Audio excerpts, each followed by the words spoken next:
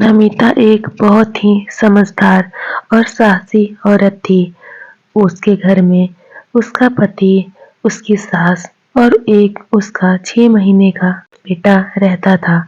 नमिता का पति अक्सर बीमार रहा करता था, जिससे वो कोई काम नहीं कर पाता था, जिस वजह से घर की सारी जिम्मेदारी नमिता के ऊपर ही आ गई थी। वो अपने घर को चलाने के लिए दिन रात मेहनत किया करती थी, पर कभी-कभी वो बहुत ही ज़्यादा परेशान हो जाया करती थी। एक दिन ऐसे ही वो परेशान होकर कुछ सोच रही होती है, तभी उसकी सास वहाँ पर आती है और उससे कहती है, अरे बेटा, क्या बात है बहू? मैं देख रही हूँ इधर कुछ दिनों से तू बड़ी परेशान रहती है। क्या बात है बेटा? कोई बात है तो मुझे बता। अगर मैं तुम्हारी कोई मदद कर पाई तो मुझे अच्छा लगेगा। क्या बात है मेरी बेटी? बताओ क्या दिक्कत है? क्या बताऊँ माँ जी, परेशान तो हूँ मैं, समझ में नहीं आता मैं अपनी जिम्मेदारी कैसे निभाऊँ। क्या मैं अपनी जिम्मेदारी सही से निभा भी रही हूँ या नहीं, ये भी नहीं समझ पाती मैं। माँ जी, मैं अकेले क्या क्या करूँ मुझे समझ में नहीं आता। माँ जी, मैं सोच रही थी कि अभी तो दिवाली आ रही है, अभी सबके घरों में दिए भी खरीदे जाते हैं, तो क्यों ना मैं मिट्टी के दिए बनाकर बेचूं। इसमें तो कुछ लगेगा भी नहीं, बस मुझे मेहनत करनी होगी और इससे हमारी कमाई अच्छी खासी हो सकती है। क्यों माँ जी, आप क्या कहती हो? हाँ बेटी, ये तो तुमने अच्छा सोचा। अभी दिवाली आ रही है तो लोग तुम्हारे दिए भी ज़रूर खरीदेंगे। तुम ये काम कल से ही शुरू कर दो। दिवाली में बस कुछ दिन ही बचे हैं। तुम उसकी चिंता मत करो बेटी, मैं मुन्ने को संभाल लूँगी। वो तो मेरे पास रह भी लेता है। तुम उसकी फ़िक्र मत करो, मैं उसे संभाल लूँगी और मैं साथ ही साथ मैं घर का भी काम कर लूँगी। तुम घर की और मुन्ने की बिल्कुल भी फ़िक्र मत करो। फिर नमिता ऐसा ही सोच लेती है और दूसरे दिन से ही वो मिट्टी के दिए बनाकर बाजार में बेचने जाया करती थी। वो सड़क के किनारे बैठकर दिए बेच रही होती है, तभी एक औरत वहाँ पर आती है और उससे कहती है, अरे बेटी, कैसे हैं दिए तुम्हारे? कैसे दिए? हाँ अम्मा जी, 40 रुपए के 100 दिए हैं। कितने चाहिए आपको अम्मा जी? 40 के 100 हैं। ठीक है बेटी, मुझे 100 दिए दे दो। फिर वो औरत दिए लेकर वहाँ से चली जाती है। तभी थोड़ी देर बाद एक आदमी वहाँ पर आता है और वो नमिता से कहता है, अरे वो बहन जी, कौन हो आप?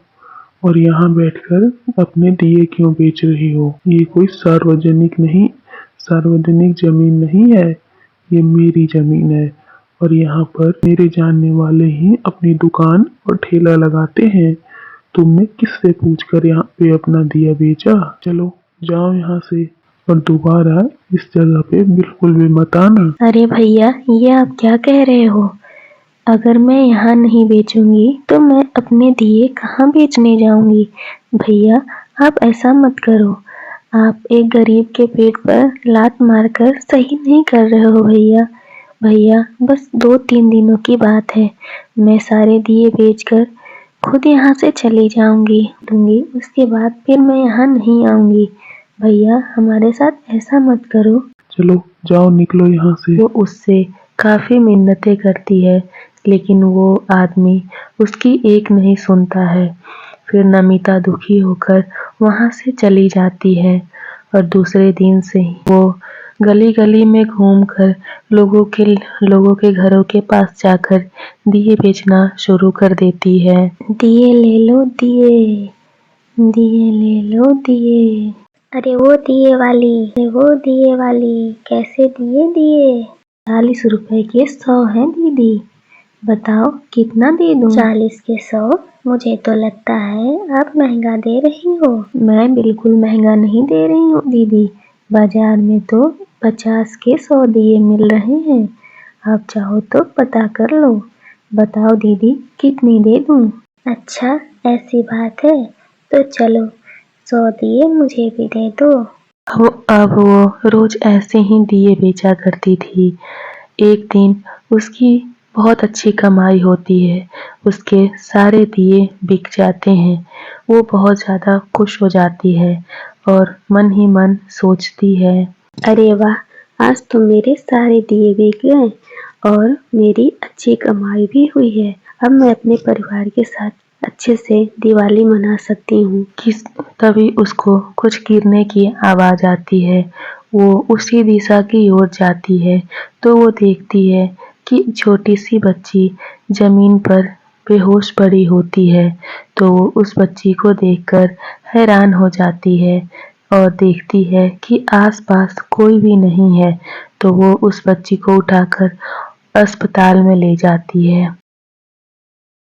डॉक्टर साहब, इस बच्ची को देखिए, क्या हुआ है इसे? ज़्यादा कुछ नहीं, बस इस बच्ची को चोट लगने की वजह से बेहोश हो गई है ये बच्ची। आप बिल्कुल फ़िक्र मत करिए, ये जल्द ही ठीक हो जाएगी। मैं इसका इलाज आप 2000 रुपए काउंटर पर जमा करा दीजिए। मैं इसका इलाज शुरू कर देता हूँ। क्या 2000 रुपए?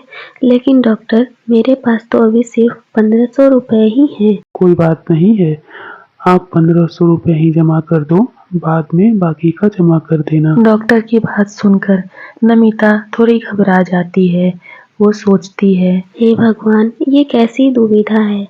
मेरे पास सिर्फ 1500 रुपए ही हैं और वो भी अगर इस बच्ची के इलाज में लग जाएंगे तो हम अपनी दिवाली कैसे मना पाएंगे।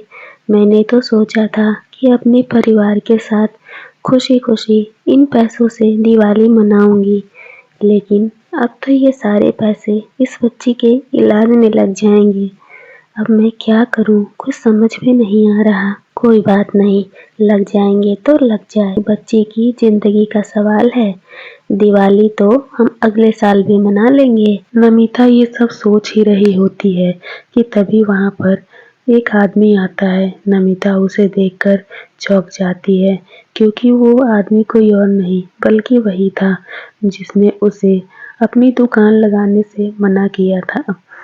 नमिता उसे सारी बातें बताती है और फिर वहां से अपने घर चली आती है।